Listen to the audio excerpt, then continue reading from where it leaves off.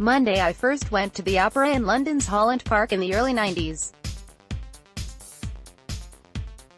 Back then it was a rather low-key affair, though the singers and the orchestra were undercover, large sections of the audience weren't, and I once got very wet during a performance of Rossini's Barber of Seville as the rain tipped down. That really was a labor of love.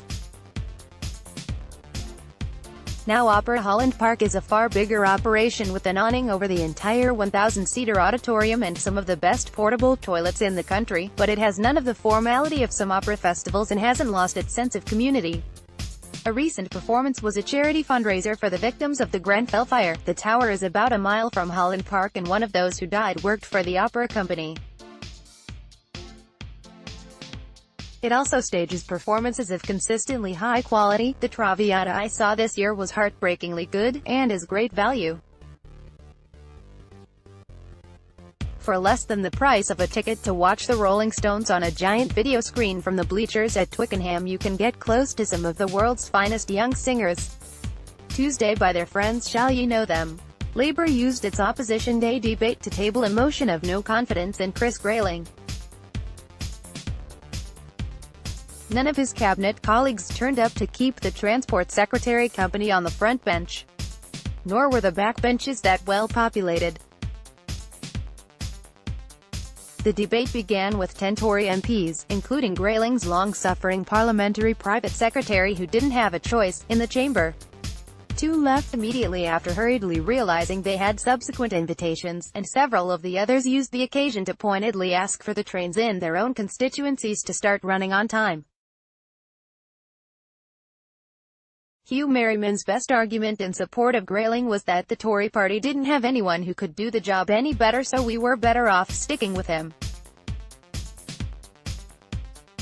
The nadir came when, with 40 minutes still to run in the proceedings, there were no Tories left to speak up for the Transport Secretary, and the floor was left to opposition MPs to catalogue failing Grayling's failings.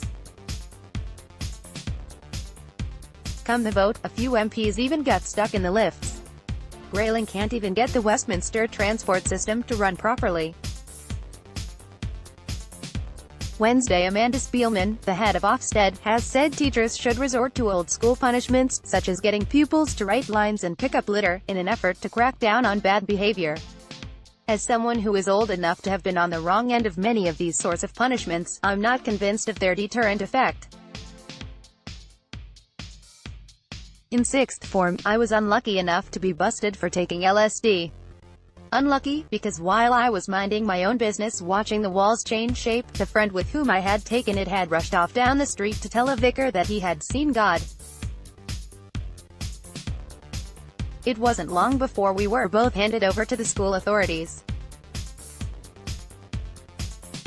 The normal punishment for taking drugs was expulsion, but the school had never come across pupils taking acid before, so we were treated more like psychiatric cases than criminals. Our punishment was to stay behind for an extra day at the end of term and write out John Milton's Paradise Lost.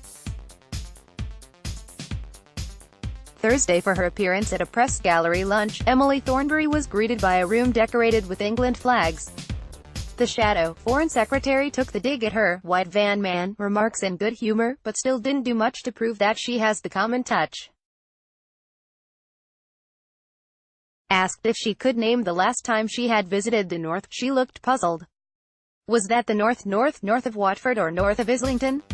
Whichever it was, she'd have to get her special advisor to find out. She did redeem herself a little by suggesting that Royal Mail should rethink its ban on postal workers flying England flags from their vans, but promptly blew her credibility by saying there should be a bank holiday if any of the home nations made it to the World Cup final.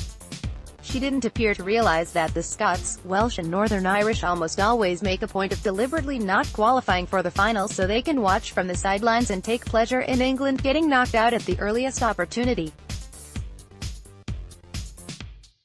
Thornberry compounded her ignorance of the World Cup by declaring that it took place every 5 years. Sometimes politicians are better off saying nothing.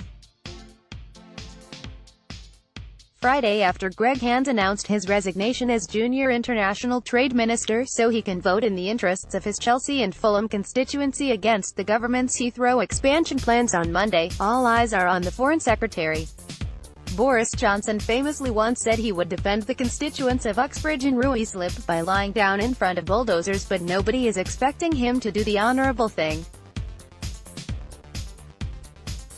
At a press conference with the Secretary-General of NATO, Theresa May confirmed Boris would unavoidably be detained somewhere else doing his bit to promote Global Britain, and was gutted to miss the chance to go back on his word. Apparently Monday was the only free day in his diary for promoting Global Britain. The Prime Minister didn't say where Boris would be, but she will have to give the details at the lobby briefing on Monday. This gives her a big headache, as every media outlet will want to get a photo of the Foreign Secretary at the moment he is missing the 10 p.m. vote. Something the government will be desperate to avoid.